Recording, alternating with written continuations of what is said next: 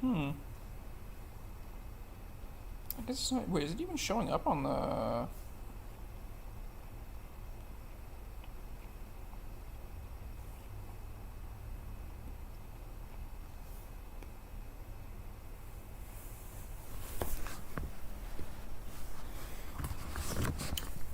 don't know if I'm even showing up on here right now. Hmm.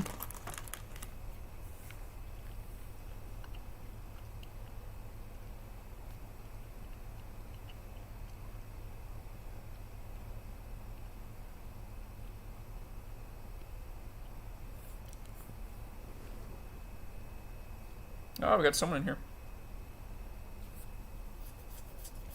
Alright, first, where's my glasses? Where's my glasses? Oh, Klumu! Yeah, I'm just taking a second to kind of like situate myself a little bit, and then go ahead and jump right into it. It's funny, you were actually one of the first guys I actually kind of passed on my little bit of knowledge I have with Fusion to. So it's cool to see you in here. Hold on a second, I just gotta find my glasses. I'm not gonna be able to see very well if I don't have those.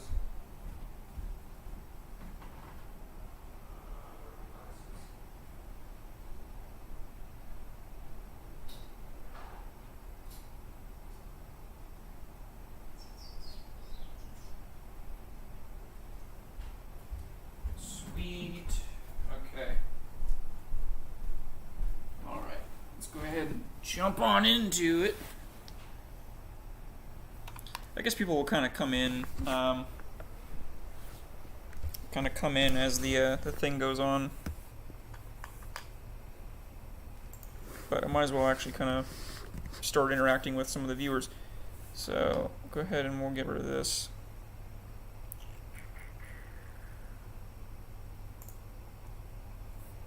So I realized now that before I didn't actually have my sources pulled up so people can actually could look at what I was working on. So I want to make sure that that's actually going to work this time, because a couple of the things in the previous video didn't show up. So like I'm just in Streamlabs right now, so this is kind of just showing that over right now. But I want to make sure. Where's webcam? Hold on. There we go. Whoa, I'm huge. Let me go ahead and shrink that down real quick. Move me way over there in the corner. People don't need to see me. Okay, so hopefully everyone can kind of see this. This is just my background on my screen. Just gonna check really quick. I usually pull up the stream actually on my my account too, so I actually can see kind of what's going on. Okay, cool. There it is. So I guess let's go ahead and just open up Fusion, so I just kind of have something for people to look at besides just my my desktop.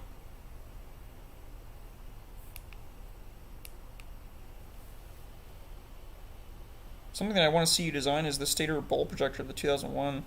Something like the T128 projector. Yeah, yeah. CNY Siren Boy, hi. Yeah, I know this is kind of just a very impromptu kind of thing I'm just like putting together, but because my birthday's been kind of busy, so it's just been a lot of kind of running around a little bit. I like being able to actually just pull it up right here, and at some point later on, I think my wife is probably going to come in and try to take a nap. So I might end up moving locations. But yeah, so Klumu said, yeah, you want to see me design the projector and stator of the 2001. Yeah, I was thinking about doing that on the last stream, but it ended up I was just like, man, there was a couple of people that were suggesting making a miniature 2 Model 2, so I just went ahead and just designed that because I thought that was gonna be kind of cool. Which I might as well pull up. I can now. Wherever it is, there it is. Yeah, I'll pull this up just so there's something kind of just displayed here at least. But yeah, this was basically being designed. Get rid of this construction. You don't need to see those. This was being designed last stream, for those who are wondering. But yeah, so pretty much last stream I was just working on the stator section, but this has pretty much all been cleaned up now. I love doing the analysis so you can see everything. It's pretty cool. Got 4 people in so far. Yeah, I gotta kind of get better at when I actually start streams, or if I am gonna stream, actually telling people that I'm gonna stream. I think I mentioned it in the video that I literally like just posted. But oh, some people leaving. All right, I've got to keep people entertained here. The main focus of this video, for those who are kind of just jumping in, was to do a little bit of designing on Fusion 360, kind of going through some of the more the nuances of it, because it is kind of an uphill battle trying to learn how to actually use the program. I know that there's certainly things that that I know that I'm probably lacking on, that I know you, Klumu, are also probably very familiar with. Like you like to do animations and stuff like that to test them out how they work first. But this is basically just gonna be kind of a bare bones kind of thing of going over like the basics of how to use your shapes, how to use sketches, and or using construction to make your to utilize your sketches better, so it's not such a pain when you're trying to do stuff in terms of modeling. Because I know that like when I first started out modeling on Fusion, things were really not that well explained. So I pretty much had to learn a lot of Fusion just by myself. So a lot of it was just trial and error. But this is pretty much just going to be going over, like I said, just kind of like an intro to Fusion. I was kind of really hoping that a couple more people would come in. There's a couple people that were really curious about it. I might even actually go back to Streamlabs. I probably can actually just record this right now, so I can, yeah, go ahead and start recording this too. So I can go ahead and start recording this so that I can actually edit this later on and actually just post it as its own separate video, kind of like a stream highlights thing. So just so that people can see kind of what's going on, and then I'll have to edit it. But I guess to start off, this is just going through a couple little models, just to kind of show you the stuff that you can actually do with Fusion. So I'll go ahead and pull up a whole bunch of my models, from the very simple ones to the really complex ones, so everyone can kind of get an idea of really the possibilities of what Fusion can be used for, especially as a creator or as a siren enthusiast, because there's quite a bit that is there's quite a bit that can be done with Fusion. Let me make sure I'm just going to open up just a whole bunch of models. What else do I have on here? Let's do something cool. I do have the Thunderbolt. The Thunderbolt's not really that interesting though. There's the Model 120. I did a little bit of that last stream, but I can go ahead and open that back up too. That's another interesting one. Do I not have an analysis set for this one? I don't think I do. No, I don't have an analysis set for that. That's dumb. There we go. Whoa! Way too far. Way too far. There we go. Alright, so there's 120. Go ahead and make sure that's got its section analysis. People can see inside of that. There's the Mach 7. The 500 SHTT. The Los Angeles 500 SHTT at least. And Model D. My favorite. Do I have an analysis of the Model D? I don't think I do. No, I don't. We can change that real quick. Let's give another section analysis.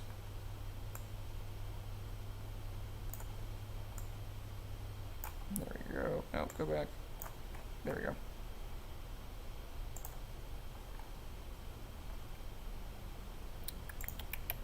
And there's the Model 2 again.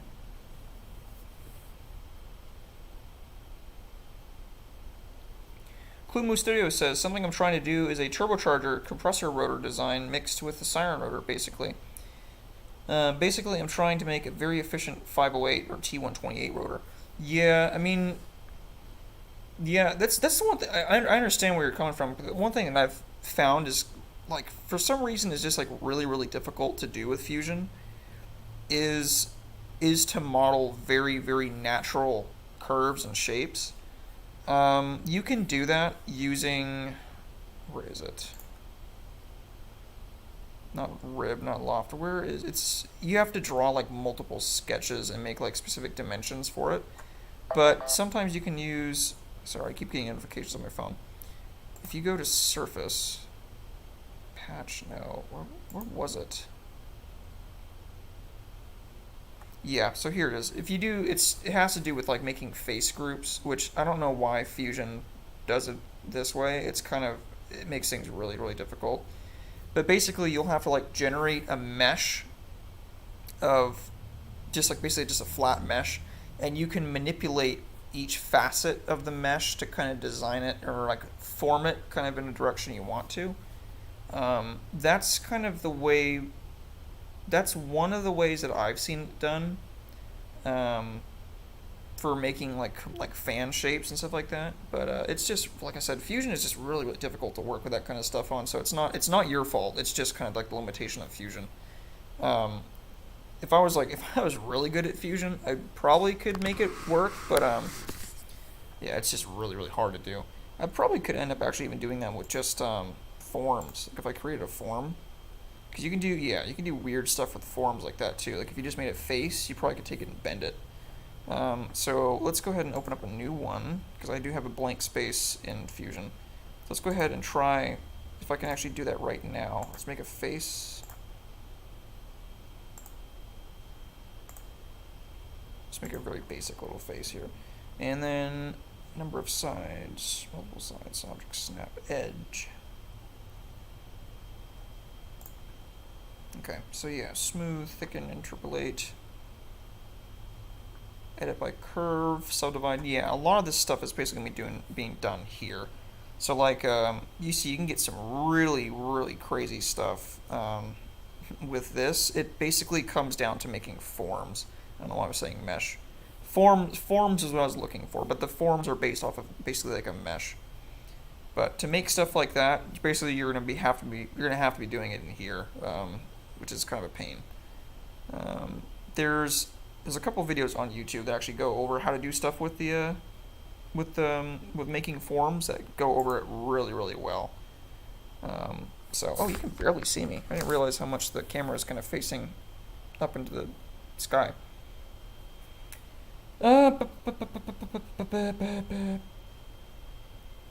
And also, how did you design the hurricane projector horn? Hurricane? I haven't made a hurricane. I haven't made a ACA hurricane, but I can show you how to do that. But ACA hurricanes are not that difficult. But I can show you. Dude Rocks! Nice to see you in here, Aaron. Have you had a chance to mock up the support structure for the Model 120? No, I haven't, man. The support structure is such a pain in the ass for this siren, just because of how big it is. I mean, I still have pictures of the blueprints somewhere, either on my phone or on my laptop. I'm not entirely sure. But no, I haven't tried making it yet, just because of how much of a absolute pain it is. But there's the actual model, which I think you saw in my previous live stream. I think I did when I was talking about it a little bit there. Also, I don't know if I haven't talked to Eden about it yet. I was going to, but just because a lot of stuff got in the way. But Eden and I are planning on doing a collaboration soon on getting the Model 500 SHTTs out. We're going to be having the 1/5 scale version, like what Eden typically makes, and I'm also going to be introducing the small one, like the 1/12 scale stuff. But we're going to be doing a collaboration together to get those made. And then when I come back to California for around like December, we're probably going to be shooting some videos together with Douglas from Day Tripping Adventure. But yeah, no, I haven't had a chance to work on it yet, and Aaron. Clumo Studios. I used the coil to do the turbo rotors. I used sketch lines, and the coil lines used loft patch tool. Yeah, that's kind of what I was thinking about how you'd have to do that.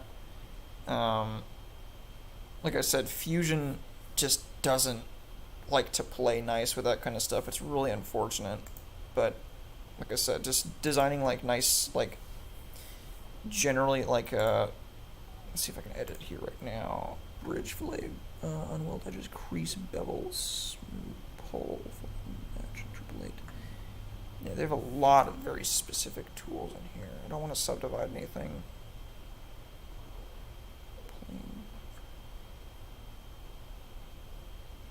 Now, if I could just like take this naturally and just like grab it and move it, that'd be really nice, but I can't. Okay, subdivide it up a little bit just so I can make it more of a mesh. Subdivide again. Do it again. Oh,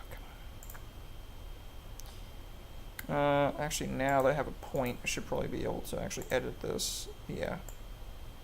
See? So that's kind of like the way that I would do it, is just by doing stuff like that. Not necessarily exactly like this, but to make those really weird like natural shapes is really, really hard with Fusion. But you can get it to basically make a piece like that and bend it, and then you do that over here too. So like this is how, so this is a long story, but I was actually designing like a fan for something. I think I was trying to make like a USB desk fan or something like that. I don't remember exactly how I did it or what I was trying to do. But this is basically how I did that, was using the form tool, because you can try using like making coils and then basically sketching out and using like the patch tool like you were talking about, but it's kind of like the long way of doing it. If you take this this thing here, make a cylinder, put the cylinder on one end of it.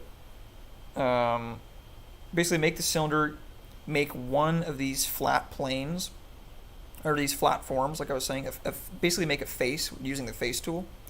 And then you go ahead and then use the pattern tool and then copy that however many times you want around that cylinder.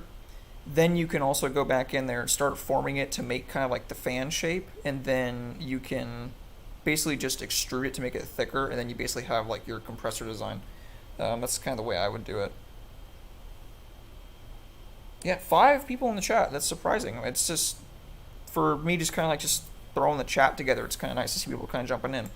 But yeah, you can make some really, really, really, really cool things. It just takes a lot of practice with Fusion. And I didn't really have to use this. I haven't had to break this kind of skill out before. So it's just, or other than the one time. So I'm pretty rusty with it. But you can do some real cool stuff with it. So like there's kind of getting like a natural like blade shape. If you subdivided that shape out a bit more to give you more points to work with, you can get it really, really precise too.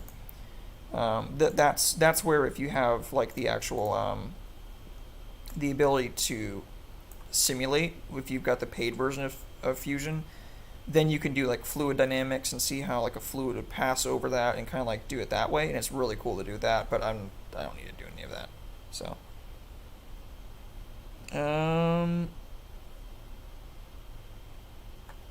Clumo Studios, you just gave me a few ideas using what you did just. Sorry, I'm getting all tongue-tied here trying to read the chat.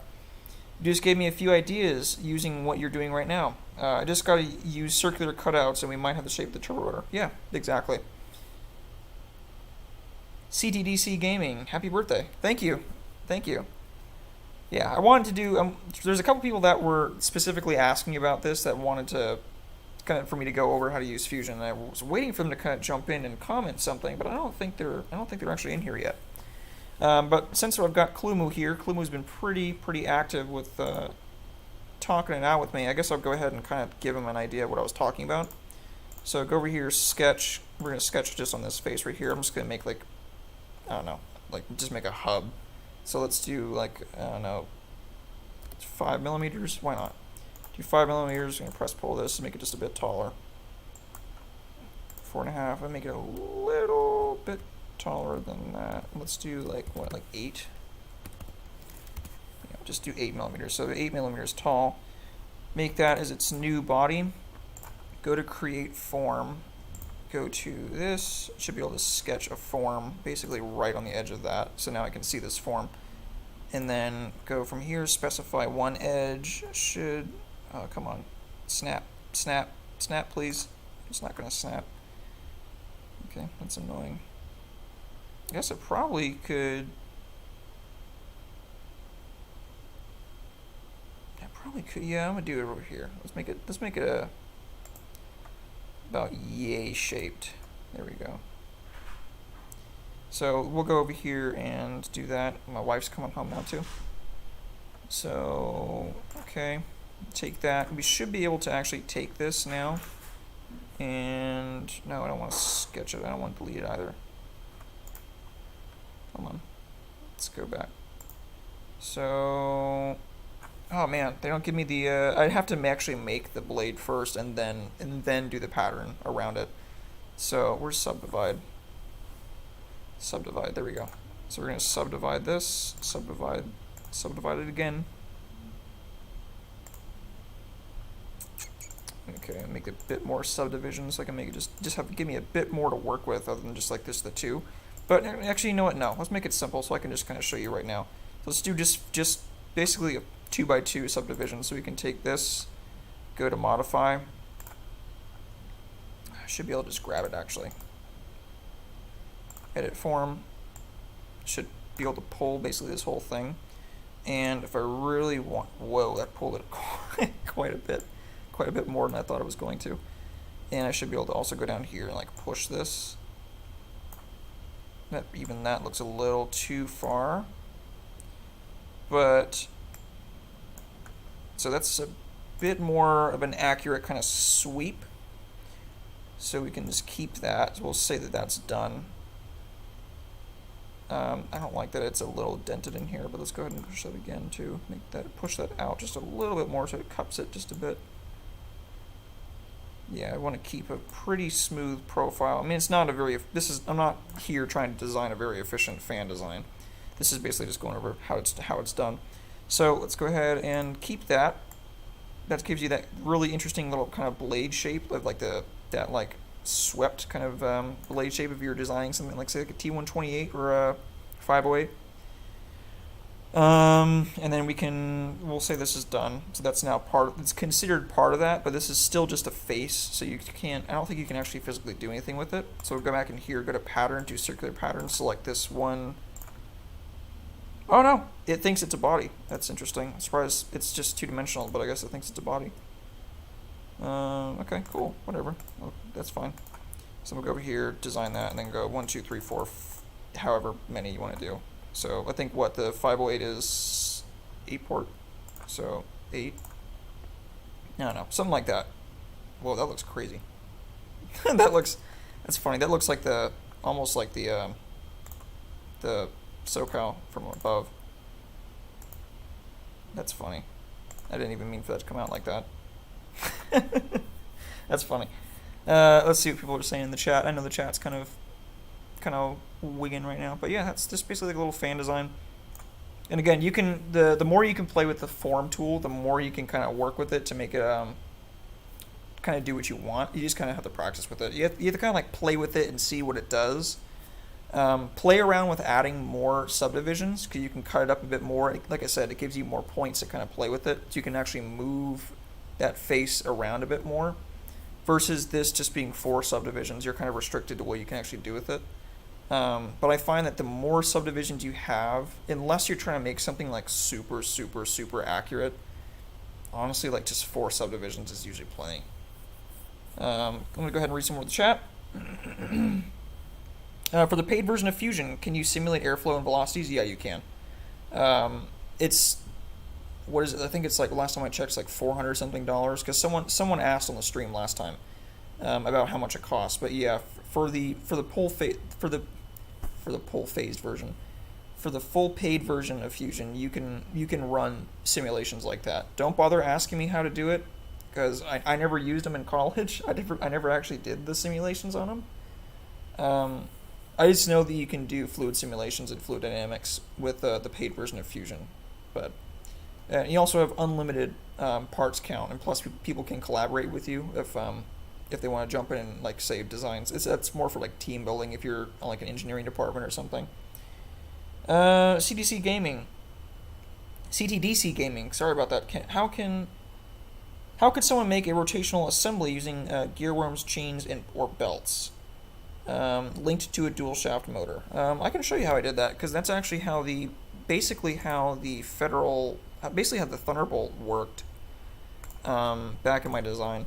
So I don't know where I hid it. It's in there somewhere.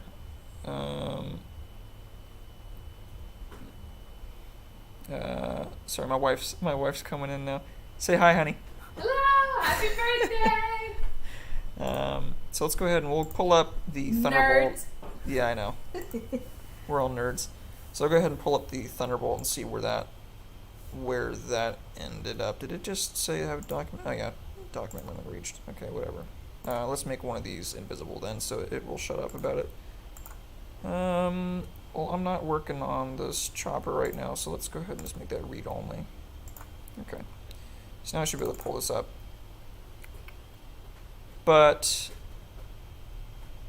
it takes so long to load because there's so much going on with the Thunderbolt. Oh, did it just crash Fusion? Oh, I thought it crashed Fusion for a second there. But yeah, so for the Thunderbolt, this is disgusting. I have nothing on this labeled. Believe me, I've gotten a lot better than that. I have grown. So now every little individual part is actually labeled on Fusion, which when I first started out, I didn't care because I knew which parts were what. I just had to like hover over them and it would highlight them. But this is a very old model in my history, so a lot of the stuff is unlabeled. So you have to go over, hover over it, highlight it, and then make it invisible. It's kind of annoying. But yeah, so for like the Thunderbolt, you were asking about using one motor. So the Thunderbolt is a little different. I actually guess I can use the 500 as an example a bit better. So this is the inside of the 500. I know a lot of people have seen this video. This is one of my more popular videos on the channel recently.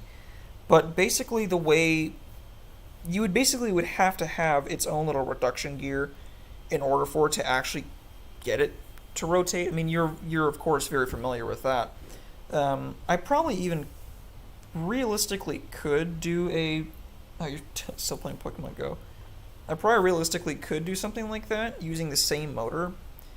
But just like for my purposes, I'm like, that means you have to try to design the gearing to actually work right. And FDM printing gears just don't really work that well, especially at this scale, because all the gears I make are like really tiny. The gears that are used in the actual 500 SHTT, they look huge here. They look gigantic in comparison to like the rest of the siren, and the rest of the rotor cabinet, for that, mind you. But the size of the gears themselves are about like the size of a dime, so and they don't really look very good. So that's why I try to kind of avoid using gears as much as possible, because I learned my lesson with the Thunderbolt, because the Thunderbolt just had way too much going on in terms of its reduction system.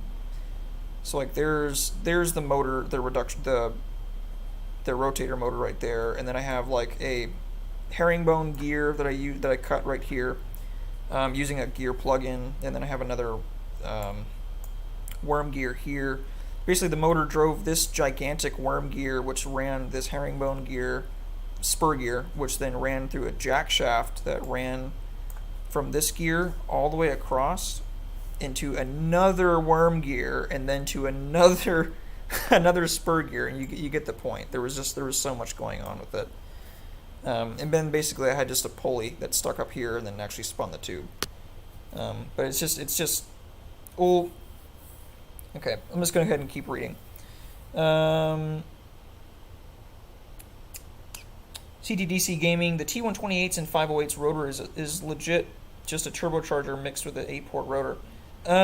Somewhat. It's more or less it's just a much more naturally designed rotor. The reason why they design them that way is because these motors, since they're series wound, these are series wound DC motors. they're, regardless of which way you power them up, they're going to run one direction anyway. So the reason why they did that is because this is not these sirens, the modern sirens now, they're not three-phase sirens. So the common issue with three-phase sirens, as many enthusiasts know, is that you can wire them backwards. Because you've got three legs, you've got L1, L2, and L3. And if you accidentally switch, like say L1 or L2, the siren's going to run backwards. If you mix any one of the three wires in any combination backwards, it will run backwards. But they have to be wired up perfectly in order for them to run straight. And a lot of the times, these utility companies aren't checking phase rotation before they do that. So that's actually why a lot of the rotors from Federal were designed to be unidirectional rotors, meaning they can spin in either direction and they'll still make the same amount of noise. But that's why modern sirens are designed with a directional rotor, because they just, due to the motors they have in them, they're only going to spin in one direction, so they don't have to protect themselves by making the rotor be able to spin in both directions in case some moron wires it up wrong. So yeah, it's kind of an interesting thing. Aaron, happy birthday, man. Yeah, it's just doing a birthday stream. Yes, CTDC gaming. Yeah, they design it that way to get more efficiency out of one direction. Exactly. Because since it's going in one direction, you can predict the direction of it. They can make it more efficient and more designed for the rotation, or for the direction it's spinning in. Which is why, for example, that's why like all of the B&M rotors, those are all directional rotors, because they were very particular about how they were wired up, or like for example, like the CS8 that I have, the CS8M7, like that's got a directional rotor in it too, and that's also why like the Q has got a directional rotor too, is because it's a DC siren and they know the direction of that it's going to spin in. It's always going to spin the same direction because of how it's wired. What else we got in here? So, Sirens and Fire Alarms of Northern Florida. Happy birthday! Thank you, man. Thank you. I think I was just commenting on one of your. Either I commented on one of your videos or you commented on one of mine recently. Kind of thanking me. I appreciate that. CTDC Gaming. I'm making a 1/6 scale paper thunderbolt with a motor in it. That'd be cool. Be careful it doesn't fly apart. This motor, if it's using a really small motor, it'll usually cause the paper to flex out and actually start scraping everything. I could probably use PLA or ABS or some durable filament. I think you're referring to the rotator gears, what we were talking about. Well, the problem with again about with 3D printing is that it's not necessarily about the material. It's partially about the material, but a lot of it actually comes down to the resolution of the printer. So it's how detailed can the printer actually make them. And so since my sirens are typically really, really small, I'm kind of like right at about the edge of the level of detail that I'm okay with my regular printer, which is why I ended up getting an MSLA printer, because it's just, MSLA printers are so much more detailed. CTDC Gaming, oh lord. Yeah, talk about the Thunderbolt. CTDC Gaming, the STH10's rotor isn't really efficient compared to a B&M rotor. Exactly. Again, because almost all of Federal's rotors were designed to be unidirectional in case they were miswired. Want to do the hurricane horn quickly? I gotta head out soon. Yeah, sure. I'll go ahead and show you really quickly how to do the hurricane. So go ahead. I'm using this basically just to kind of experiment. Are you referring to specifically like a square-horned hurricane or a round-horned one? So I can model both of them. Like, they're not that hard. Let's go ahead and clear. Let's just delete all this stuff and just start over. Untitled. No, I don't want to save. So let's not save that. Let's go ahead and make a new one. So let's make like a very like bootleg kind of a very bootleg kind of like a ACA horn. Okay, we'll go to create. I don't know, let's do 60 millimeters, I guess. This is an ACA horn, ACA hurricane horn speed run. We're going to leave that the way it is. Let's go ahead and construct. We're going to do an offset plane. Going to do an offset plane about how tall is the horn? From right there. About 50. Let's go ahead and say that. I'm going to say that's about right for the diameter of that. It's about 50. Yeah, the horns aren't super long for ACA. So let's go ahead and say it's about like that. Go to our plane that we just constructed. Gonna go to sketch, create two. Oh man, no, ACA uses forgot they use, yeah, they got square ports on the actual top. Well, we're not gonna do that. We're gonna do round for right now. So let's say center of this horn is right about right there. Let's do about like, I don't know, 5 millimeters. And they're gonna make this about equidistant from that one. So let me make sure this is gonna be equidistant really quick. 15 millimeters. So 15, so I'm just using, basically just making that one line so I can make sure these are going to match up right. I made that 5 millimeters, just going to make that 5. Okay, so now, we'll finish that sketch, because remember, if I'm going to use the loft tool, which I don't think anyone's actually seen me use recently, so we're going to head and make sure people actually know what I'm doing with it. That doesn't seem right. I know the ACA horn is a lot, these ports are a lot closer than that. Let's make this a little closer. Let's do about like, what, like 18? A 7? 7. I'm going to do 7. Let's do 7 from there. Do 7 from the very center of our bottom circle. And we're going to make these holes 5 again. 5, just like that. Finish that sketch, and now I basically have the lower half, the actual flared opening of the horn, and then I also have the ports basically in the back. Go over here, go to the loft tool. Let's see if it's going to play nice with this. Loft to there. No, not loft to the point. I want you to loft to the whole circle. Loft from here to this circle, and that's, whoa! That's not what I want you to do. That's a funky ass shape though. That looks cool. Goofy ass shape. It's like you're playing a slot machine. Let's go ahead and loft between that. Let's go to direction. No, I don't want to put direction there. Direction on the bottom. There we go. Direction down there. That gives you that kind of like that flared shape. And for some reason, it really wants to loft. When I select these two profiles, it really wants to loft all the way back up and around to that one. So I'm just going to leave that. That's half of one. That's half of it. Let's go back and make sure my sketches are actually still there. Can I still see that other sketch? There we go. So now, if I go back to loft, because I had to, it'll automatically make those sketches go away. Like that, it'll make it invisible because now that you've drawn between the two sketches, you've brought it into a 3-dimensional shape. It thinks you're done with the sketches, so it'll throw them away. So you have to make sure you go back into your sketches right here, and you actually reopen them again and reactivate them so you can reuse them again. So we're gonna go back and do that same exact thing using the loft tool again. And I actually can probably make this body disappear. Yeah, I can do that. And we'll go back, reselect this. And then select the circle. Select the circle, please. Object you're recording is not visible. Please toggle. Oh, God, come on. And then go back and make sure it's direction again. Okay, so it's going to make that real funky ass shape like that. Say okay. No, I don't want you to cut. Don't cut. Don't cut, please. I didn't realize I didn't check the, make sure it was actually not going to cut it. Select that again.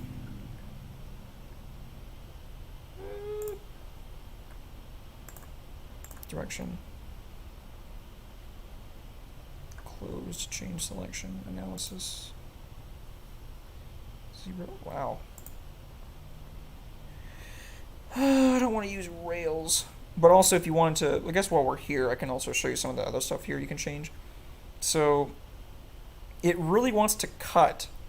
It really wants to cut this horn I'm trying to make, but I don't want it to do that.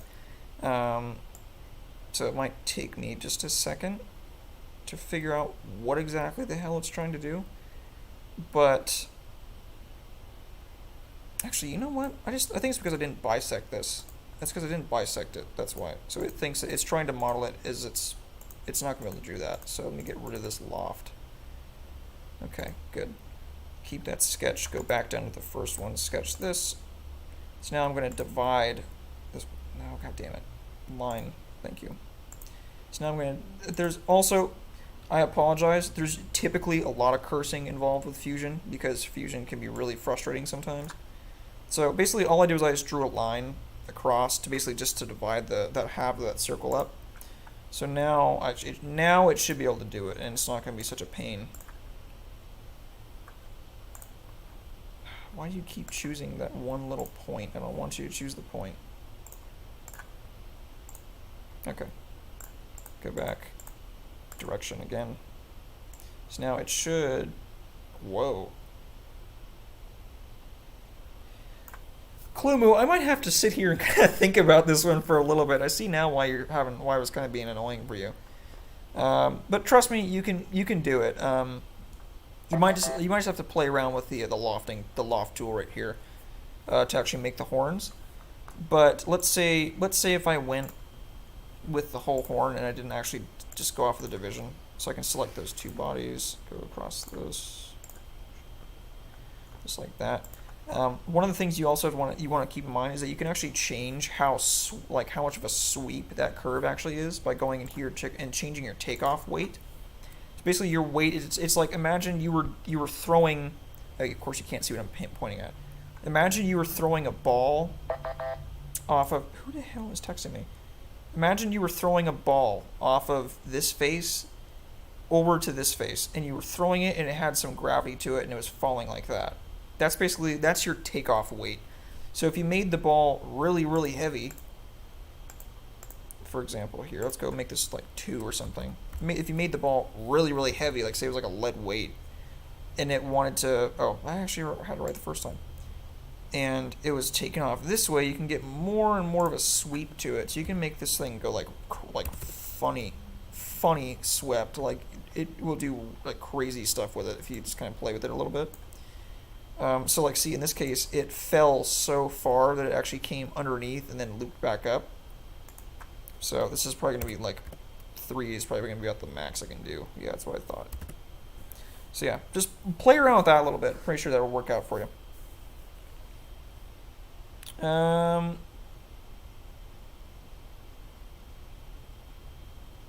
That's why I use Elmer's bottle glue for anything that spins really fast. Depending on how old you are, you might want to use something like super glue. That's what I typically use for all my stuff because it just holds things together a lot better. Sirens and Fire Alarms of Northern Florida. I'm going to go ahead and tell you my channel was Tri-Blaster originally. Tri-Blaster. Why does that sound familiar? Were you? I think you were on the stream last time. I think you were the one that was asking about how to download Fusion. If I'm not mistaken. Roundhorn. Yeah, that's what we're working on. Sleep Cone Boy. What if he tried making a CLM? I could definitely try making a CLM. CLMs are kind of an interesting siren. Which one specifically? This the rotating one or? Okay, there it is. Rotating CLM. CDDC Gaming, I can provide a link in the chat to a picture of a CLM rotator. I've never actually, yeah, I was gonna say I'm with Sleep Cone Boy. I've never actually seen a rotator for a CLM.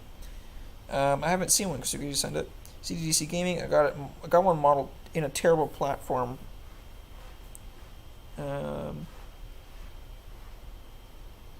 If you don't mind me asking, are there any working Klaxon CS8 games on Roblox? This is way beyond me. I don't play Roblox, so I got no idea. Okay. I mean HOR too. 120. I haven't seen that. Yes, it was. Okay, cool. Yeah, I had a feeling you were in there, Sirens and Farms along Northern Florida. If I remember correctly, you were kind of looking at how to download Fusion, so I guess we can kind of work from there. Clumu I know has to take off, but yeah, just wanted to kind of show you that. That's basically how I make them, is using the loft tool. Just play around with that a little bit. Play around with that and see if that kind of works out for you. Definitely should make it a bit easier for trying to model the ACA hurricane horns. But I guess we'll kind of now transition into, let me get rid of this again, I'm not going to use this, so don't save.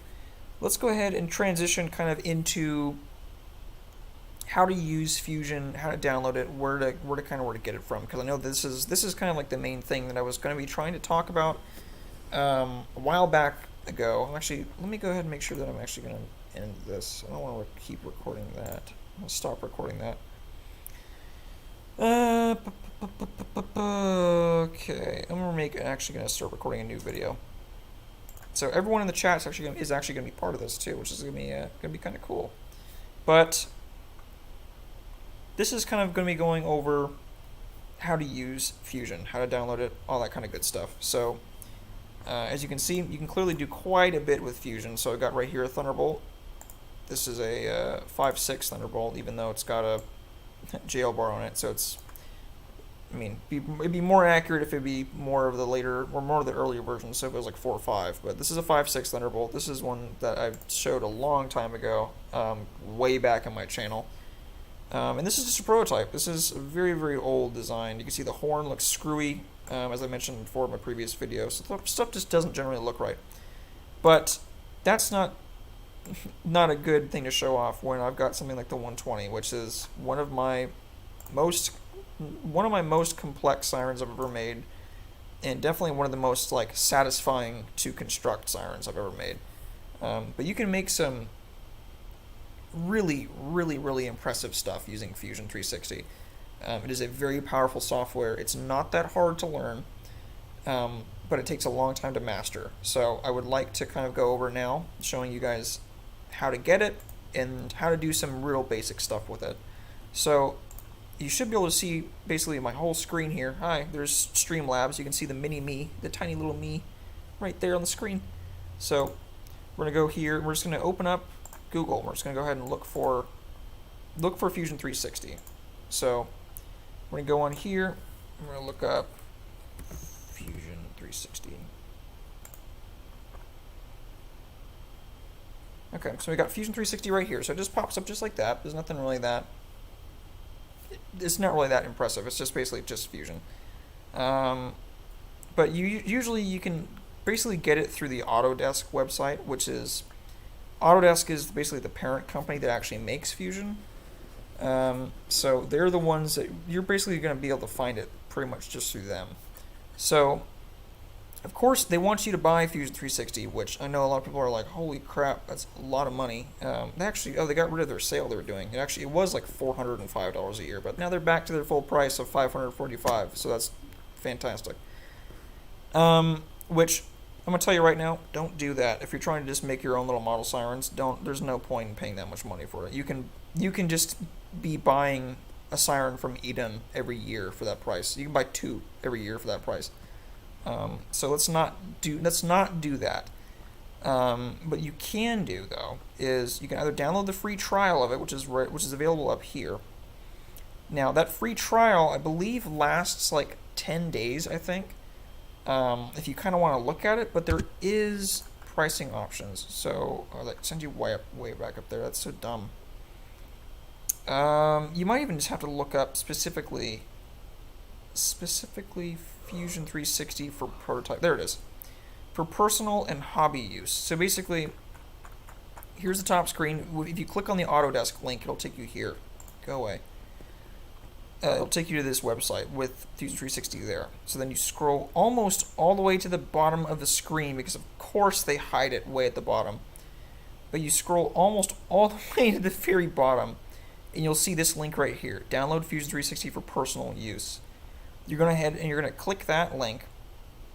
With your parents' permission, you're going to click that link and you're going to start installing that on your computer. You're going to have to make yourself a Fusion account. And the reason why you'll want to actually have an account with Fusion is because they'll allow you basically to load all of your models that you design into the cloud. So you can go in, you can save a model that you're working on, and then it'll be up in the cloud. So even if your computer takes a dump or something happens, you'll still have access to those files later on, which is super helpful, especially when you have files that, or like if you have models that you've spent a real long time working on and you really don't want to lose them. So it does give you that kind of peace of mind, and that's available even with the free version. So that's one of the cool things about Fusion. That's one of the reasons why I really like it as a program. I believe that like SketchUp is kind of like that too, but SketchUp is just kind of a goofy program. At least in my opinion, it's just kind of hard to work with. So if you go ahead and you click that, you're going to be able to start downloading Fusion. Make yourself an account with Fusion. It'll probably want you to verify with like your phone, stuff like that, to make sure that you're actually you. And then once you jump in, you should be greeted by a screen that looks very similar to this once you actually open up Fusion. And of course, this is all going to be available on my channel later on. I'm not saving any of this because this is all I have it cut away. But basically, when you open up Fusion, you will be greeted kind of like by this screen. And they'll want you to, this is like, so here's my account. They'll want you can also put some of your stuff in like your own kind of files. So this is just called my first project just because Fusion allows you to kind of like load a whole bunch of files together like this, and then basically put them in like there. This is like the version of like a folder, but we're gonna kind of just ignore that right now. But the one caveat you have to remember with the free version of Fusion is that Fusion, the free version at least, only limits you to about 10 models you can be actively working on at a time. So a way to avoid kind of passing over that threshold is by making some of your models invisible. This is like once you actually make up to 10 models. As you can see, I've got like well over 10 things I've modeled here. So I kind of have to like play around with what's actually active and what's not. But that's only a problem that comes up later on after you've made a whole bunch. So let's just forget about that right now, and we'll get into actually making your first model. So jumping in, you might find that Fusion is a little. It looks like a lot. It looks like there's a lot to work with, but basically, here's my cursor here, so you can see basically what I'm going to click on, what I'm moving around. You can either do one of two things if you kind of want to move. If you want to move, you can either hold in your click wheel, your thumb wheel on your mouse, and it'll allow you to kind of pan across and basically grab the screen so you can move. I really don't like to do that all that much. I more like to use the actual little cube right here, which kind of just displays where you are in space, in three-dimensional space. So I can grab this cube, I can kind of manipulate it and just like basically show whatever I have right here from any angle I want to.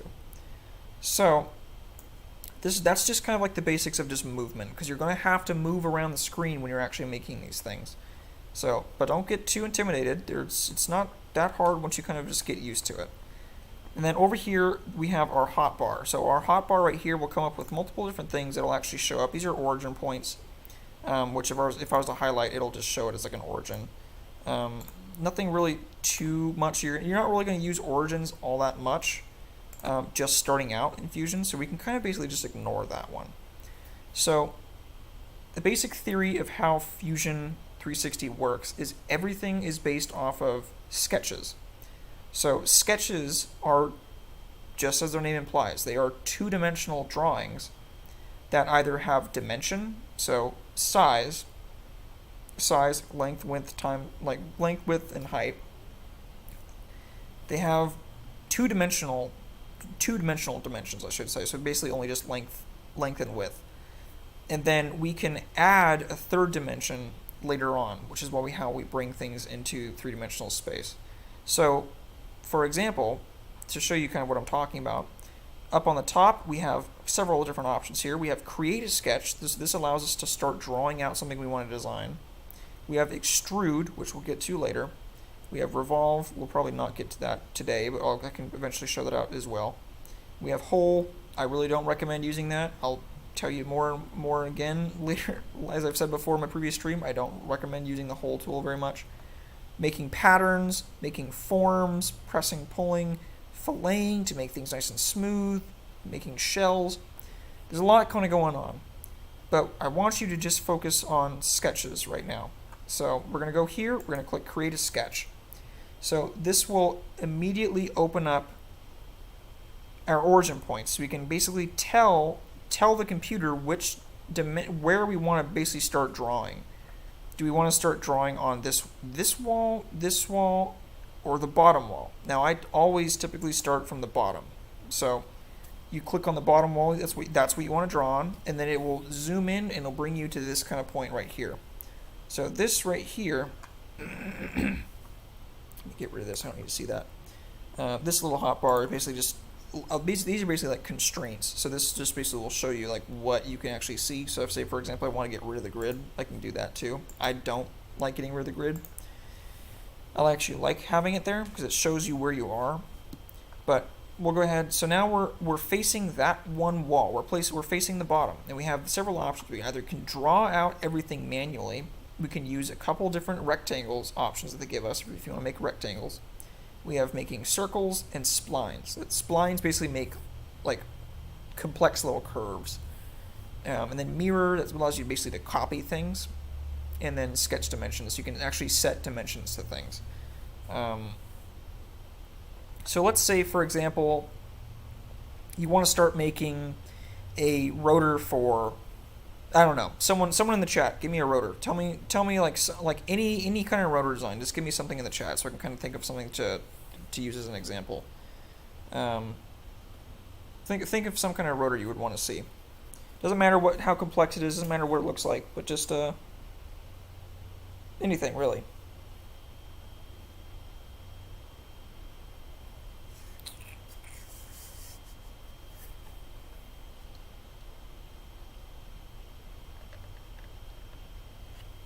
Get something to drink because it's a little thirsty. Throat's getting dry, man.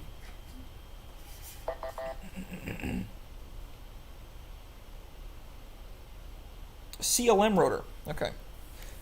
So let's do a CLM rotor. So let me go here. I'm going to look up what a CLM rotor actually looks like.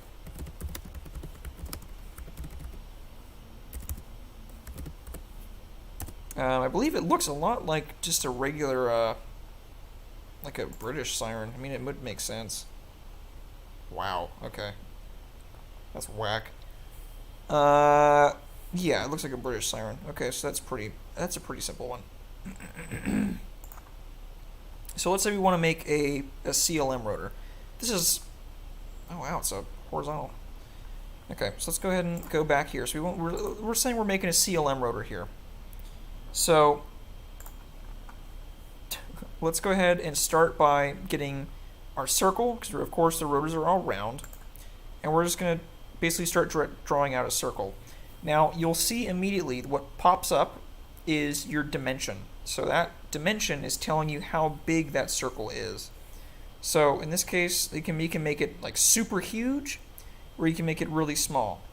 Now, if you intend on 3D printing your sirens, this is where you have to be a little careful with them, because you have to know how big your printer actually is, because you're going to be limited by how big your printer is.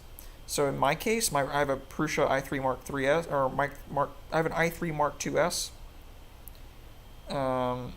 So I'm kind of limited to about, like, I usually like try to stay around like 140, being about like 120 is being pretty much about as big as I can usually get it. So like basically imagine the biggest thing I can print is kind of about 120. So we're not going to do it that big. Let's do something like 80 millimeters.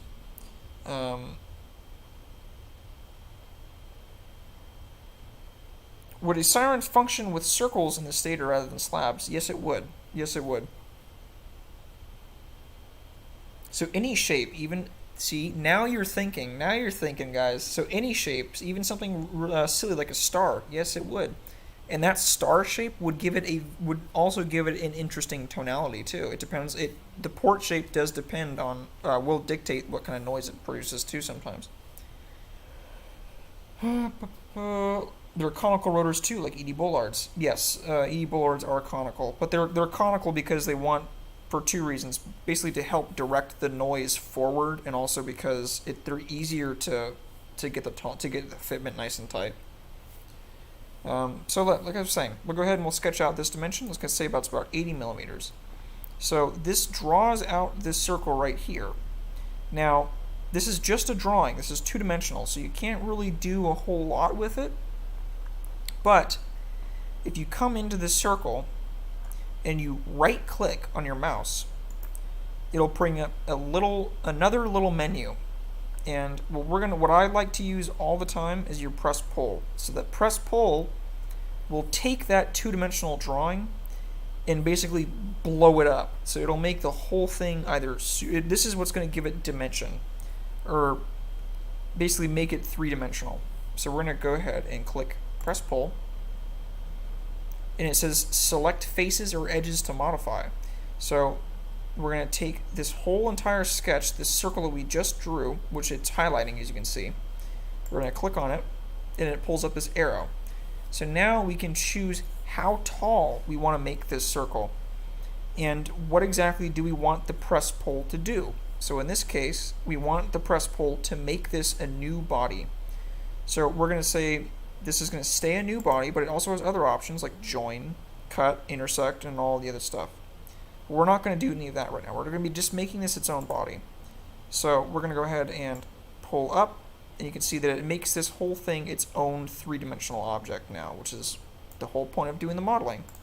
So for a CLM rotor, I'll make it about maybe like 30 millimeters tall. About 30 millimeters. Let's say it's about that tall. So we'll leave that about there for the kind of size that we're working with. So now we just have a cylinder. So there's really not that much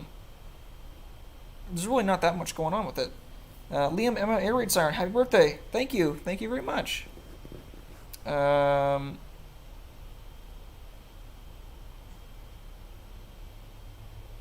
HOR stators are uneven in ports, so they produce a unique sound. Yeah, somewhat. Yeah.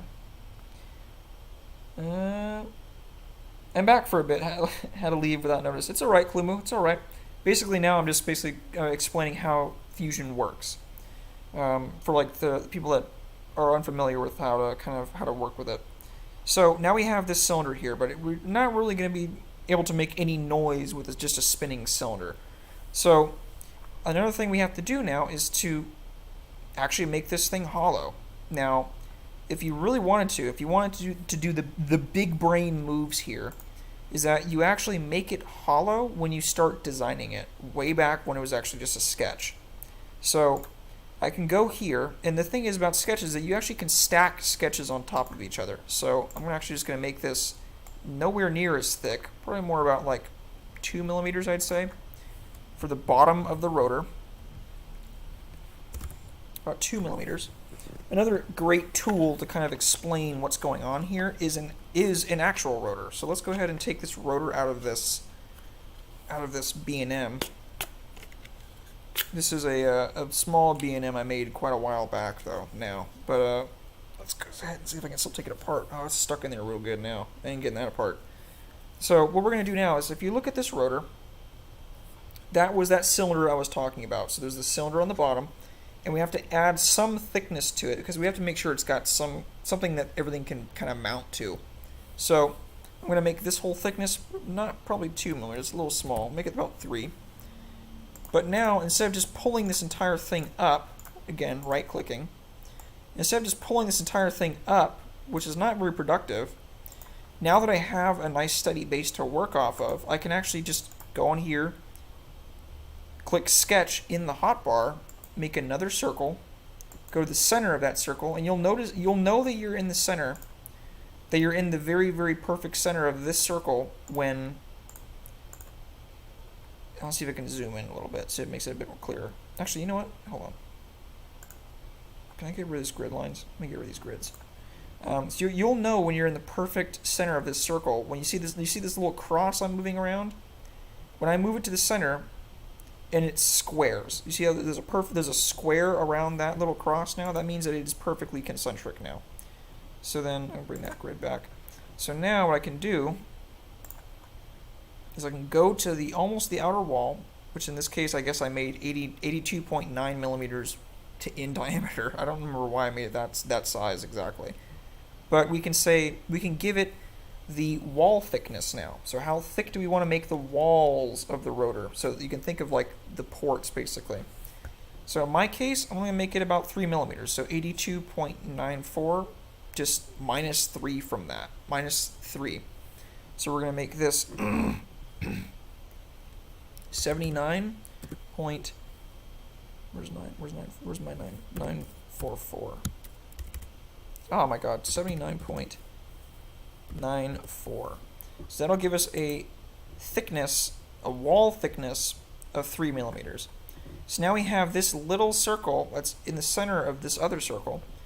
So now that we placed that sketch on top of this bottom sketch, which is now three-dimensional, we have added an extra dimension to this. Now we can go in here, we can either finish this sketch, which leaves that other little circle here, but you'll notice now I can highlight two things. I can highlight the circle on the inside, but I can also highlight the circle on the outside, and that's what we're going to be using here. So now I have the circle on the outside, we can go here, and I can press pull just that circle instead. And that allows us to basically make a tube. So now we can make a big tube.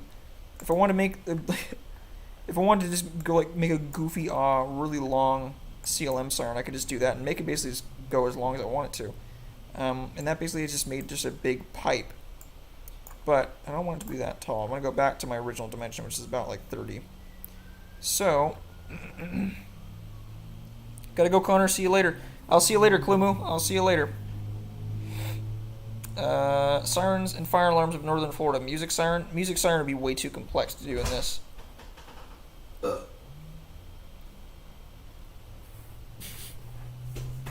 me go ahead and read some chat first really quick.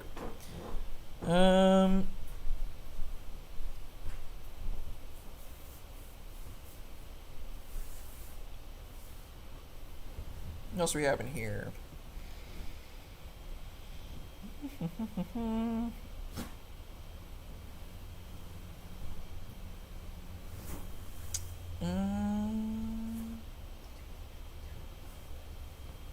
Wait, hold on. What if you do a decimal port ratio, something like 8.7, 10.7 ports?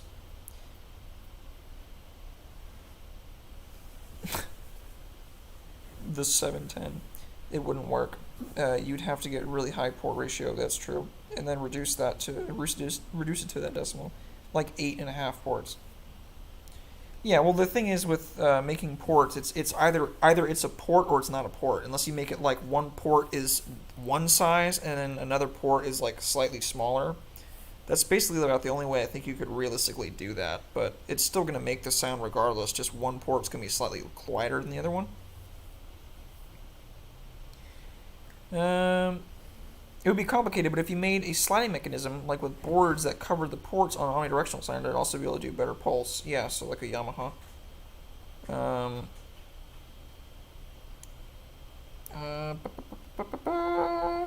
Yamaha music siren, yeah. Liam, Emma, air raid siren. I've learned a lot of things from you. I hope to kind of, like I said, I hope I'm explaining it pretty well enough. So anyway, getting back to that. So now that we've made this one wall, we have basically a couple of options. This is when actually using these options kind of gets important. So we can either go to our operation. We can either join that wall to that base that we just made. We can either cut this wall. Or we can make it something that's brand new. So this is no longer considered. This is no longer considered its own thing. So if we make it a new body, you'll see that there's now a line in between the bottom base and this top wall. Because now if I made it a new body, these are two independent pieces now. These are two of their own thing. So if I wanted to take this and like move this, I can move that away, but the base stays there. Which is why a lot of the times we don't end up actually using it to make a new body. We actually use it specifically to join it together to make something new. So we'll bring that back up to 30 again. And we will continue on from there. So I'm going to make sure that I join that ring to this. And you can see that that little line goes away. So this is now its own, this is all one piece now. So if we're going off of one of these CLM sirens, go back here, look at a better picture of one. Okay. Canadian CLM. That rotor's spinning, so I can't see it. But I know it's basically based off like a Castle Castings. It's similar to like a Castle Castings kind of rotor. or yeah, or no, not Castle Castings, Klaxon. So we'll go here and make a hub for this motor, for the siren now. So again, gonna make just basically another circle. I'm just kind of guessing on the dimensions for this one because I don't know what I'm not. This is just kind of just free-handed stuff here. I'm not trying to be really precise. Let's make it about 15. Go here, press pull. Do the same thing I just told you guys about. So we're gonna take that circle, make it three-dimensional again. Join it to that base. So now all of these sketches are all joined together. And then now here's where we get to some of the interesting stuff. So when you're trying to do all these sketches, basically what you're doing right now is you're drawing on that original origin point. Remember that flat face, that wall we chose when we first started drawing all this stuff? Well, now if you want to try to draw a port, you can still draw it on another wall. If you go to create sketch, you can draw it on one of these walls, so that now you'll basically be drawing right here, and it allows you to pull through here. But I want to show you something a bit easier than doing that. Rather than trying to draw the port off of that wall, which is in the center of this entire rotor. As you can see that wall is right there in the center. That's where the grids start. Rather than doing that, let's not do that. Let's go ahead and go to construct. This is going to be a new tool we're going to start using right now. And construct will allow us to actually put a plane or something that we can basically start building a sketch off of basically anywhere we want. So an offset plane will basically do exactly as it says. It'll put a plane that you can move up and down off of another plane like that. Or you can do a plane at an angle. So if you want to angle just like on a very sharp edge of something, you want to draw something there, you can do that with the angle. But what we're going to be doing here, since this is round, we want to draw a square port on a round face, we're going to use the tangent plane. So the tangent plane will allow us to draw this sketch right here, right on the edge, right on the very, very edge of that rounded little cylinder we just drew. So now we can go ahead and make that sketch a reality, or make that construction plane a reality. And now we have something to click on. We can now come here and we actually can click on that construction plane to start building something. And if you go over here to your hotbar again, it'll pull up the construction, and you should be able to see that plane right there. If I want to make it go away for whatever reason, make it invisible. That's basically what all the eyes mean. And now that I have this is a three-dimensional body now, it'll also bring up a new tab here on your hotbar called bodies. So now that body is sitting right there. You can see that it highlights it when I go over here and hover on this little tab. And I can also make that go away if I wanted to. So now you can't even see it. But since I'm also getting better at things, I also want to go ahead here and right click on this and go to rename, and we're going to rename this rotor. So now this has a name. So we can look at this very quickly when we have a whole bunch of bodies here that are all lined up. We can actually look here and we know exactly what part we're working on. So let's go ahead and make some of this stuff go away. I don't need to see all those tabs. And let's start drawing out a port shape for this. So let's say we want to do just like a rectangular port. So we're going to go back to sketch. Actually, no, I'm going to use a different sketch. I want to go up here, go to sketch, and then select that face, that construction face. And it'll disappear, but you'll see that your grid lines moved. So your grid lines now are moved over here. So now I'm going to start drawing something. I can hear that cue that's in the background now from a fire truck. So now I want to do a center rectangle, just because we're doing it a little quick. So this will basically, you choose the center of this rectangle that you want to draw. So you choose it right there, and then this will allow you to kind of make whatever size rectangle you kind of want. So I don't really recommend using the rectangles. I like to just draw it with lines because you can get very, very accurate sizes with it. But just for the sake of an example, we'll just use the center rectangle. So we'll go ahead and kind of make the shape we want. Let's say it's about, I don't know, about right there. So that will give us this little drawing on the outside of that rotor shape. So what we can do now is come in here, and we want to cut out a port using this shape. So what we do is we do that press pull again, go back to press pull, grab that shape, and now is when using the cut tool comes in handy. because now we can take that drawing and rather than pulling through everything or making it its own three-dimensional shape, we can push it backwards and it will actually cut a hole there. And you can see that it automatically chose that as an operation. See how it chose cut, where normally you would always choose join. If I still wanted it to choose join, I can come in here and make it select join, but we're not going to do that because why would you want to have basically a big rectangle in the center of your rotor? So we're going to go ahead here and go to cut, make sure it's already selected. Usually Fusion will already automatically select what it's cutting. And you can see that it highlighted that area that it's cutting out in red. And the reason why it did that is because you have to be careful. You have to be careful as to what you're cutting into. Because if you took that and made it go too far, you might end up cutting into other things. So, say for example, I have this little rectangle I'm trying to cut out, but if I took this and I dragged it too far, boom, I lop off this part over here. So it's very important that you're mindful of where you're actually going to be cutting these shapes at. So now I've cut that. Finish it. So now I have one port in this rotor. Well, you can't really do anything useful with a siren if you've only got one port in it. So this is where we get onto moving these shapes around. And of course, if you really wanted to do it the long way, yeah, you could come in here and you could just go ahead and grab this whole shape and actually just rotate it. If you really wanted to, you can actually just come in here and then just manually rotate this over and over and over again, cutting out all the ports that way. But that takes a really long time, and you might not actually get the ports lined up perfectly. So rather than doing that, I'm gonna show you something that's really easy. It's really cool that Fusion has this tool. Rather than doing all that, which takes a really long time, we're gonna come here and we're gonna go to Create. And down, if you scroll down Create, you can see it's got all these really cool options there. We're going to look at those later. If you scroll all the way down, you can see it has Pattern. And you've got several options there. You've got Pattern on Path, you've got Circular Pattern, you've got Rectangular Pattern. But what we're interested in, since we're making something round, of course we're going to make a circular pattern. So select Circular Pattern, and this will bring up this little menu over here. And it's got... cat is being annoying. It's got several things that you can do with this pattern tool. So our body is right here, but we don't want to select the entire thing. We don't want to make multiple of these rotors everywhere. So instead, what we want to do is we want to just make a pattern of just this hole right here. So in order to do that, you're going to come over here and you're going to go to the object type. You're going to basically tell Fusion what you're looking for. You're not looking for bodies. You're not looking for the whole thing. You're looking for just that port.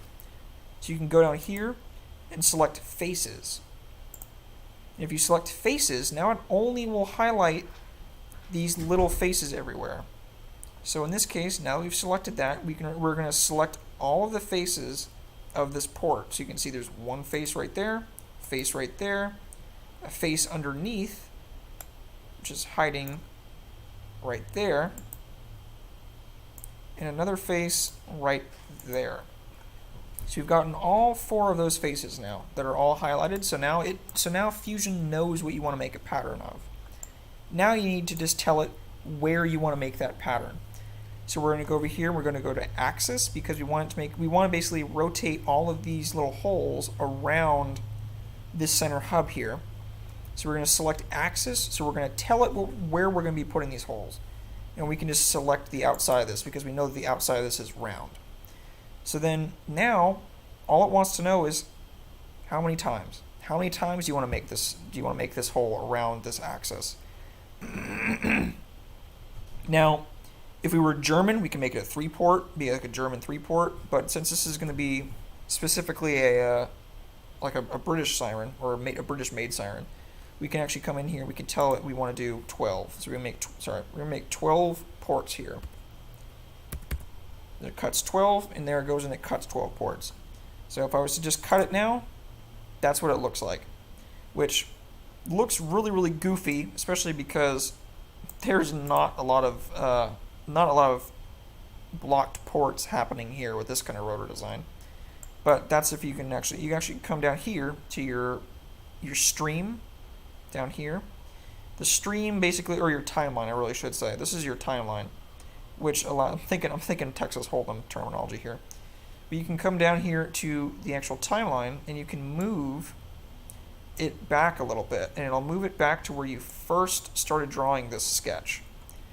So rather than cut that hole right there, we want to go back to that drawing, right when we started drawing that sketch, which is right there. Now this will allow us to move forward just a little bit. It looks like we might have to go back in. So we can edit this sketch now. So you see what I did was I actually went back. Hold on, let me go back really quick and show you exactly what I did. So we click on that part, which is right when we cut that hole. We can click on that, highlight it, and then go to that sketch, or you can right click right here and edit the sketch. So you can go back and change something that you messed up on. So we know now that if we made 12 of these ports, it's going to be way too big, and there's not going to be a lot of delay in that port. So we can come here, is that rather than going and redrawing a whole bunch more of this port, go to line, and we're just going to basically cut this in half. So like let's say, we're going to shrink this port down a little bit. So I'm going to make this port, I don't know, let's do it about three of these little cubes. See, one cube here, one cube here, one cube here. We're going to do 3 of those little cubes over a little bit more, which should be about equating to about half a millimeter. Or no, it should be about 1 millimeter per cube. Yeah, 1 millimeter per cube. So we're going to move over 3 millimeters, and we're going to move over 3 millimeters from this side too. So we're going to put it right there. Scroll all the way to the bottom. There we go. So now we have our port again. Do the same thing. Press pull. We're going to go ahead and cut that port out, and there we go. So now we're going to get rid of that sketch because we're not going to be drawing on that again. So make sure that sketch goes away. So there we go. So now we have that port cut. Go back to what I was just saying. Go to your pattern. In this case, I'm going to cheat. I'm not going to try to highlight every single face. I'm going to go to features, which will generally sometimes get the whole thing. And then do axis. We're going to do the outside again. We're going to do 12 ports. And there we go. That looks a bit more better. That looks a bit more accurate now to something you'd see for a German or a British siren. So now I'm going to go ahead and read a little bit of the chat. But if you're following along at home or you're kind of looking at what we're doing, you should now have pretty close to a CLM rotor. Go ahead and read some more of the chat.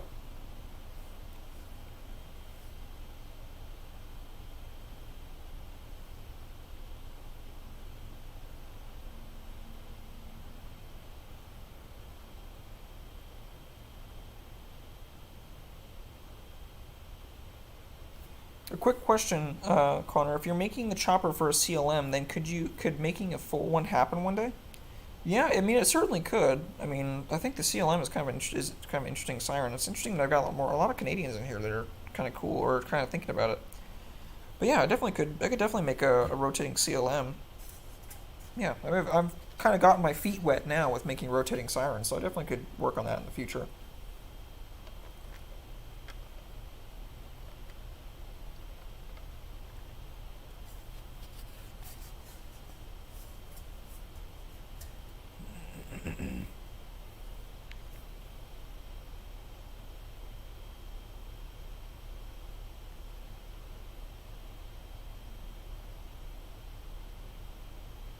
Because 20 millimeter radius of rotor, pi and 20 ports times by 2.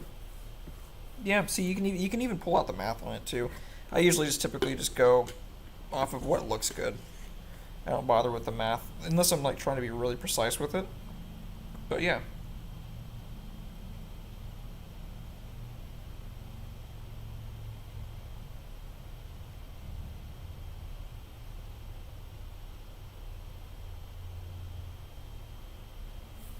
Alright. So now, what do I want to do now? So now I want to try and actually make now we're getting a little late here. Now, I pretty much just wanted to make this kind of stream just basically about how to make sirens, not necessarily about actually trying to make one here. But I guess I can continue on here, giving you guys ideas of how to work with Fusion. So I know where this port starts. Port starts right about right there, and I know that the CLM vanes. The vanes are actually in the port. There's a Model 7. No, Model 5. No, the vanes in a CLM are swept somewhat, like a not really swept, but they're angled like a regular British siren.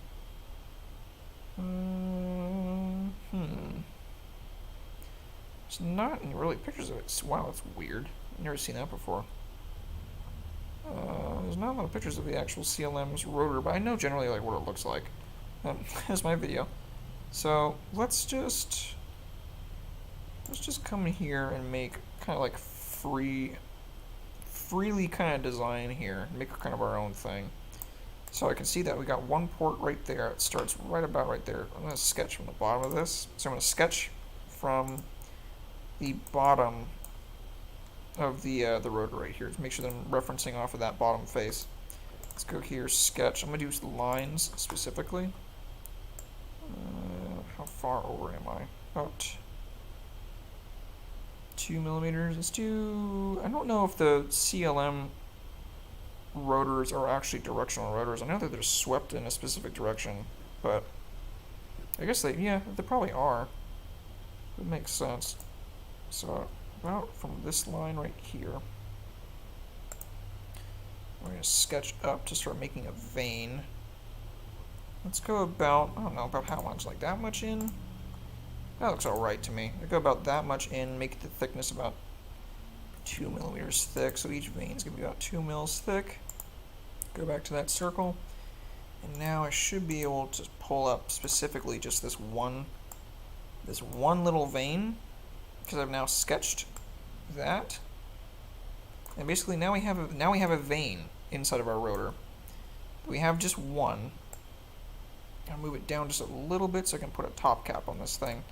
So there's one vane right there. I want to make sure I use.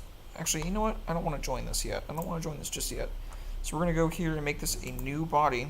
So this is its own isolated thing. So if I make this rotor disappear, that vane stays there. I'm going to say OK. And now I want to kind of add a bit more detail to it. So we're going to make this, you know how the vanes have a bit of a sharp edge to it? We're going to go in here, we're going to click chamfer. And we're going to start chamfering this edge. I'm going to make sure that this vane, I can change my distance. I can dictate how sharp or how wide I want to make it. So we're going to make it a little, I know that the British sirens are a little odd. This feels so weird because I haven't modeled anything from the like klaxon or their the generally just British sirens in general. Let's go ahead and cut that. We're going to make that little shape there. And now we can go ahead and here and do that pattern tool again, so we can make sure we can just rotate this basically completely around. Not features. I want to make this select bodies specifically, because this little vane is a body, not a feature. Bodies. Here we go. Axis around the center hub. There's 12 right there. So now we have our rotor. It's a very, very bare bones rotor. But there you go. That's basically like a very very simple like Carter / CLM / klaxon, since they're basically very, very similar copies of each other. But now the thing is that now we have these vanes here, but they're all their own individual thing, which is why they popped up individually here on the hotbar. So rather than leaving them individually, we're going to go here and click combine, and we're going to hold our right, come on, there we go. We're going to go in there and we're going to hold our left pad on our mouse, and we're going to highlight this entire thing, and see that grabs all of this stuff together, and just click OK. So this is going to make it all combined again. So now it's just called the rotor. So now if I disappear it, it all goes away. So now we have to make a little kind of rotor cap that goes on this. That kind of fills in the top of this rotor, which is right here, this little ring that kind of goes around the top edge. And to do that, we go back into Fusion, and we want to go off of this this height right here, this thickness. So if I measure that and that says it's about 4 millimeters thick. So we're gonna make about a 4 millimeter thick ring. So if I want to 3D print this, I can either leave it the way it is now and print it out, and then print that little ring separately, because then it makes it a bit easier to assemble later on. It doesn't look goofy and like ugly with the printer trying to go boop boop boop boop boop and hang that plastic in free air. Or I can actually add it right here, but I think I'm gonna make it probably its own separate piece. So let's go in here, click sketch, sketch center diameter circle, find the very center again, go all the way to this edge. 79.94, so we're going to make this a little bit smaller than that so it can fit in there. So, alright, so 80. So let's make this 79.8. So I've got 0.2 millimeters of clearance between the ring and the actual edge of the rotor itself. We're going to go back here, and then we're going to basically come off of that edge right there, or I can actually probably even go more in the center, but I'm going to come off of this edge right here, which is the closest point facing in from this top up here. Not this. I'm not going off of the bottom edge right down here. And now go here, press pull, and now 4 millimeters. New body. I'll leave it its own independent thing. Yeah, and there we have our 12-port rotor. But if you followed along in the video, now you should have your own little rotor here.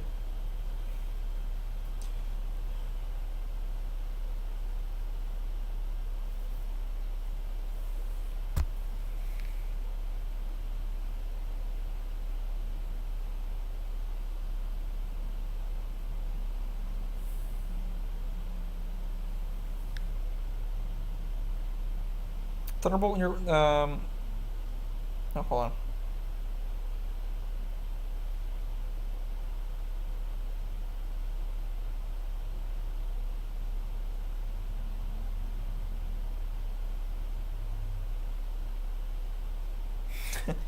Klaxon CS8s are easy to make. Just get a hornless 3T22.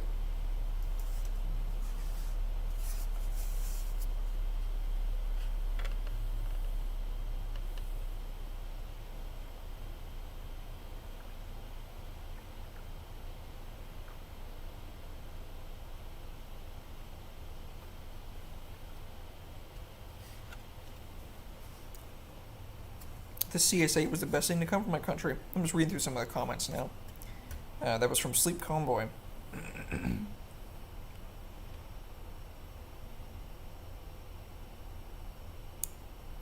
Sleep Comboy, if anyone here plays Plane Crazy on Roblox, you can make a T-bolt rotator with water wheels and motor lock. I don't know. Like I said, I don't play Roblox. The Thunderbolt in my profile picture is a siren I made on my PC. Cool.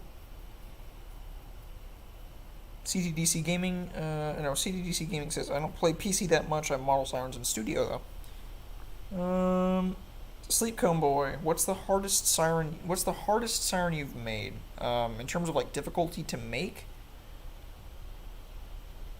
In terms of difficulty? I don't really know, actually. There's kind of a couple of them. There's a couple contenders.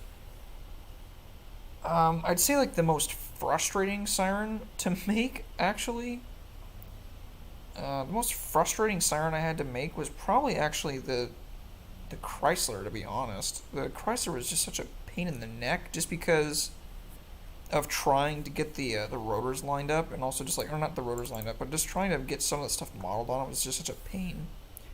Because a majority of the really interesting stuff on the Chrysler is really just like the operating part, the compressor section.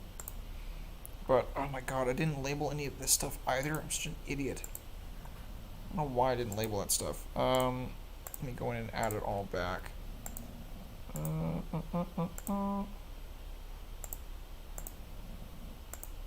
But yeah, a lot of the I would have to say that I think the Chrysler was probably the most infuriating one. Um, just because it never really came together exactly the way I wanted it to, like in terms of the actual guts on the inside. And it's just the tolerances are so tight on it, so it's really finicky to get it to work right. But there's the inside of the Chrysler, which in hindsight is really not that complex of a design, but there was a lot of like weird little angles I had to consider when I was trying to make it, and then it was really just the physics of trying to get it to actually make the noise the way I wanted it to at this size. That was pretty much the hard thing, because you can model the outside of a siren like all day, and model the inside for that matter, but like on Roblox or whatever you guys usually use for modeling them. But trying to bring something that was originally like 6 times this size of the way it actually ended up, like trying to bring something that's this big and the way the physics work of something that size and trying to shrink it all the way down, it can really start to become kind of a headache because this siren is just never going to be as deep of a sound as the real one, just because it's just so small.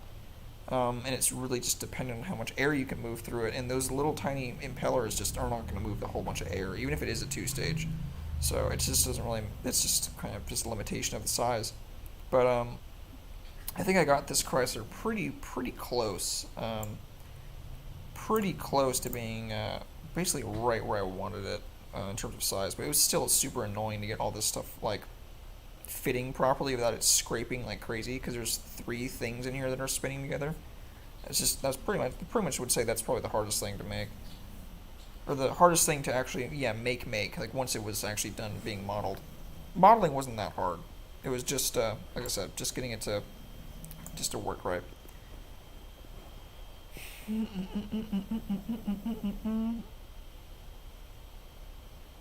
Um, CTDC says I'd say the Thunderbolt. Oh, the Thunderbolt model. I mean, the Thunderbolt was difficult. I'd say. By no means, it wasn't easy by any means. But it was just, I don't know. Thunderbolt.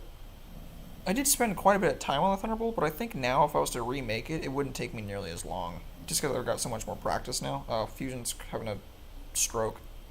Give it a second.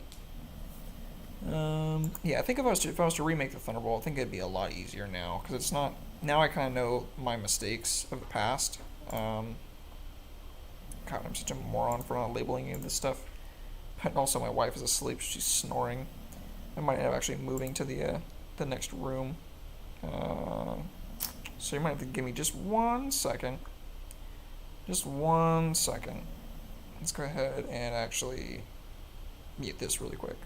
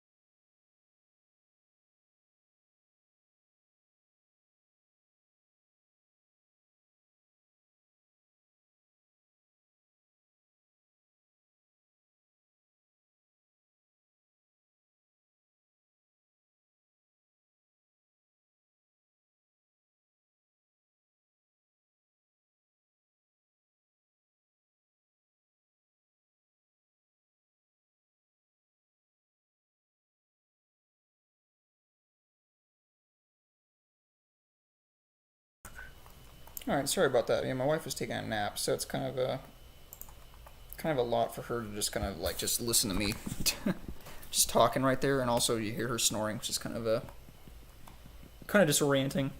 But but yeah, I'd say that probably the Thunderbolt actually wasn't really that difficult to manufacture or to kind of make. You can see that like looking at this design now, it is a very simple design. I didn't go through and add a whole bunch of detail to it just because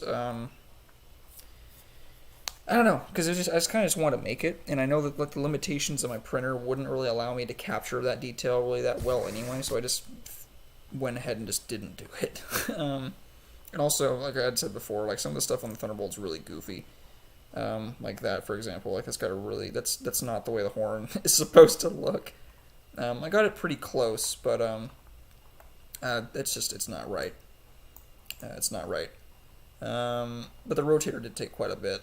And then also getting the slip rings to work was also kind of a pain. But yeah, I'd still say that out of the two, I still think the Chrysler was probably the most infuriating one because like I said, of just the tolerances, the fitment, everything. Everything is so freaking tight inside of this compressor section. Go ahead and read a bit more of the comments, but I'm basically gonna be wrapping this up pretty soon, guys. I'm just letting you guys know kind of what's going on.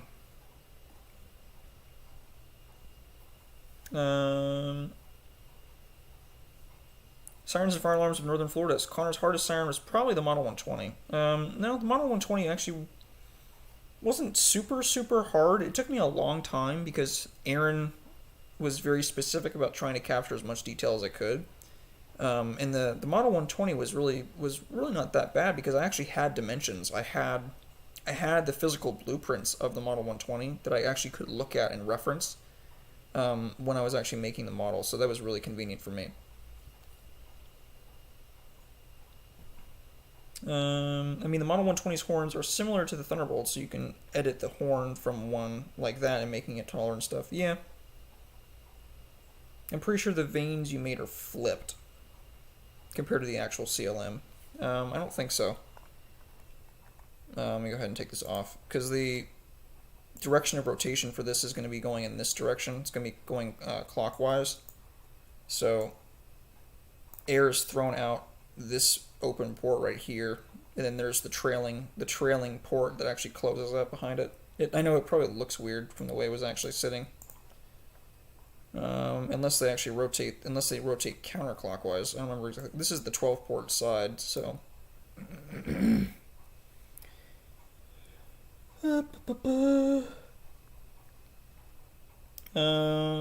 that's cool. Oh, Iowan Tornado Siren Kid 1. That's cool. I've tried using Fusion before. CTDC Gaming. Fusion is expensive. Yeah, Fusion is ridiculous. If you're getting the full version of Fusion, it's just not worth it. Like, I'm not like some gigantic company. That's why I was basically hinting at trying to get the free version. Because you can still do a majority of everything you really need to with the free version.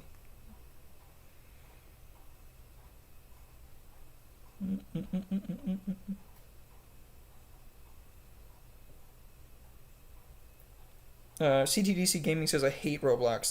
They're a shady company. Yeah, they're kind of a sus company too. I'm not really a big fan of them either myself, which is kind of why I don't play it. I mean, to be fair, Minecraft has kind of just gotten like really over like crazy too. But I don't know. I'd rather play Minecraft over Roblox. I even have it on. I have it on my desktop. Got it sitting right over there.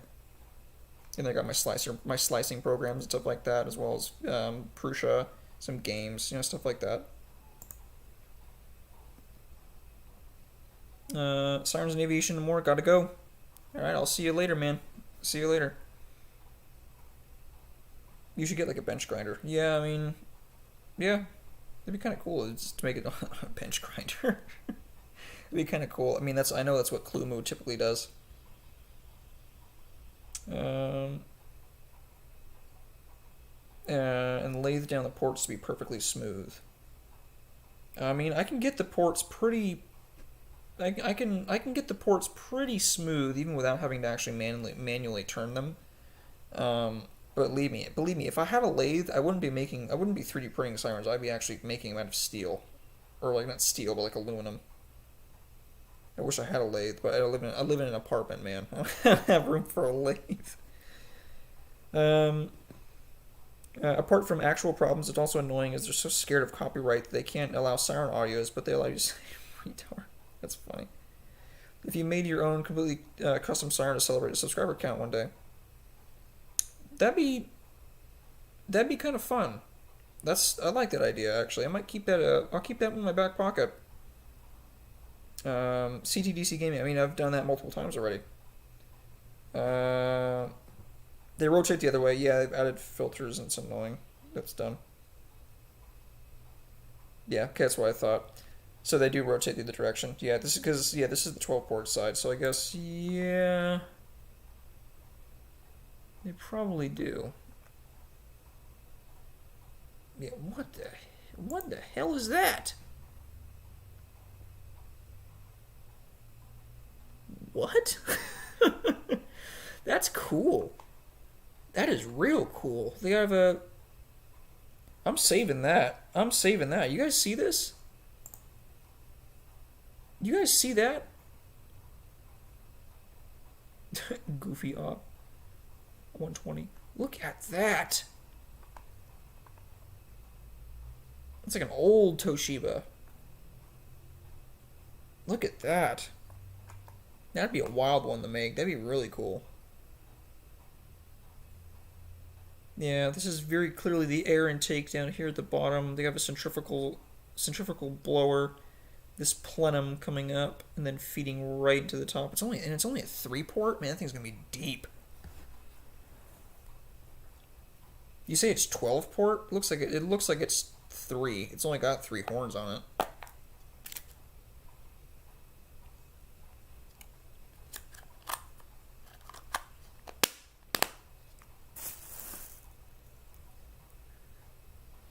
Giant Thorgard, yeah. Yeah, that looks pretty cool. I might actually have to save that picture. Yeah, I might have to save that. I'm gonna keep that archive. That'd be a really cool one.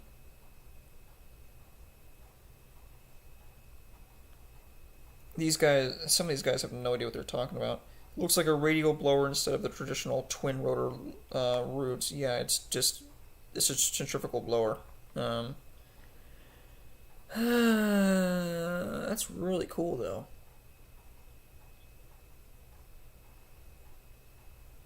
No, here they are talking about they're talking about the song system too.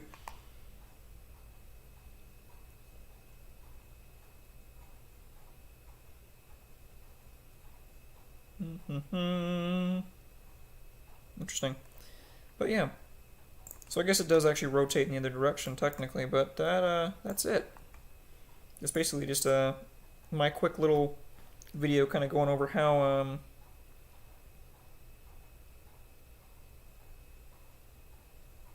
basically just going over how to use Fusion. Just going through this. It should be posted kind of on my channel later on. I got a couple videos coming out on the channel too, and then I've also got a couple more sirens that are going to be coming soon. And if you haven't seen it already yet, if you go to my channel, you probably can find the videos I've done of my Century F2 that I just got today for my birthday, and the Model A, the Federal Electric Type A, second generation Federal Electric Type A, which I'm going to be in the process of getting functionally working again, because it did have a little bit of a whoopsie with the rotor and stator. Not my fault, but probably just due to shipment or something like that. But I'm going to be playing with that probably tonight to get that working, and I'd love to have that working for a video. But I think that's basically going to be about it for now. It is about 5 o'clock, so I've been streaming for quite of a fat minute here. But yeah, I appreciate you guys. Joining on, coming on and visiting the stream a little bit. It was nice talking to all you and kind of just hashing out some more siren stuff. It's nice to kind of hang with the siren nerds. But yeah, hope you enjoyed the video.